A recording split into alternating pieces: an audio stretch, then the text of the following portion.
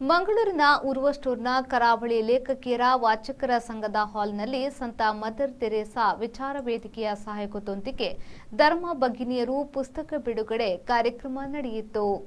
ಇದೇ ಸಂದರ್ಭದಲ್ಲಿ ಮಹಿಳೆ ಮತ್ತು ಸನ್ಯಾಸ ಎಂಬ ವಿಷಯದ ಮೇಲೆ ವಿಚಾರ ಸಂಕಿರಣ ನಡೆಯಿತು.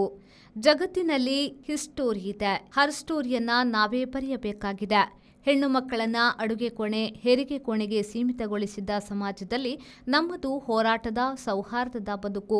ಇದು ಹೋರಾಟದ, ಸನ್ಯಾಸತ್ವ ಮತ್ತು ಧರ್ಮ ಬಂಡಾಯದ ಭಗಿನಿಯರ ಕಥೆಯೂ ಹೌದು ಎಂದು ಪುಸ್ತಕದ ಲೇಖಕಿಯರಲ್ಲಿ ಒಬ್ಬರಾದ ಬಿಎಂ ರೋಹಿಣಿಯವರು ಪ್ರಾಸ್ತಾವಿಕವಾಗಿ ಮಾತನಾಡುತ್ತಾ ಹೇಳಿದರು. ಸಂತ ಮದರ್ ತೆರೇಸಾ ವೇದಿಕೆಯ ರಾಯ್ ಕ್ಯಾಸ್ಟಲಿನ್ ಅವರು ಧರ್ಮ ಭಗಿನಿಯರು ಕೃತಿಯನ್ನ ಬಿಡುಗಡೆ ಮಾಡಿ ಮಾತನಾಡಿದರು. ಸಾರನಾಥ ಬೌದ್ಧ ವಿಹಾರದ ಭಿಕ್ಷುಣಿ ಗೌತಮಿಯವರು ಮಾತನಾಡಿ, ನದಿ ನೀರಿನ ವಿವಾದ ಆಗ ವಿಪರೀತ ಇತ್ತು. ಯುದ್ಧಕ್ಕೆ ಕಾರಣನಾಗಿ ಸಾವು ನೋವುಗಳಿಗೆ ಅವಕಾಶ ನೀಡಬಾರದು ಎಂಬುದಕ್ಕೆ ಗೌತಮನು ಅರಮನೆ ತೊರೆದು ಜಗದ ಅನುಭವದಲ್ಲಿ ಬುದ್ಧನಾದನು ಎಂದು ಹೇಳಿದರು. ಧರ್ಮ ಭಗಿನಿಯರು ಪುಸ್ತಕವನ್ನ ರೋಹಿಣಿಯವರೊಂದಿಗೆ ಸೇರಿ ಬರೆದವರು ಮೂಲಿ ಮಿರಂಡಾ ಅವರು ಪುಸ್ತಕದ ಹಾಗೂ ಕ್ಯಾಸ್ಟಲಿನ್ ಅವರ ಕಿರು ಮಾಹಿತಿಯನ್ನಿತ್ತರು.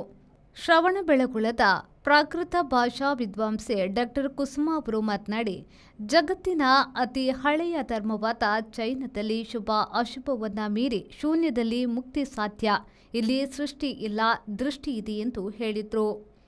ಬೆತನಿ ಕನ್ಯಾಮಠದ ಅನ್ನ ಮರಿಯಾ ಅವರು ಮಾತನಾಡಿ, ಸನ್ಯಾಸ ಎನ್ನುವುದು ನೀರ ಮೇಲಿನ ತಾವರೆಯಂತೆ.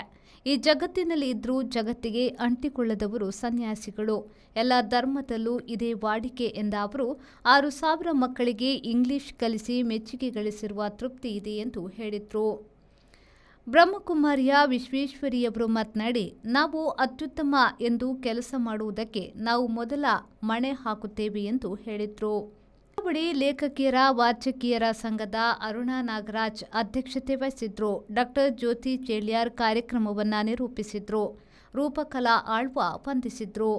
ಬ್ಯೂರೋ ರಿಪೋರ್ಟ್, ವಿ4 ನ್ಯೂಸ್, ಮಂಗಳೂರು.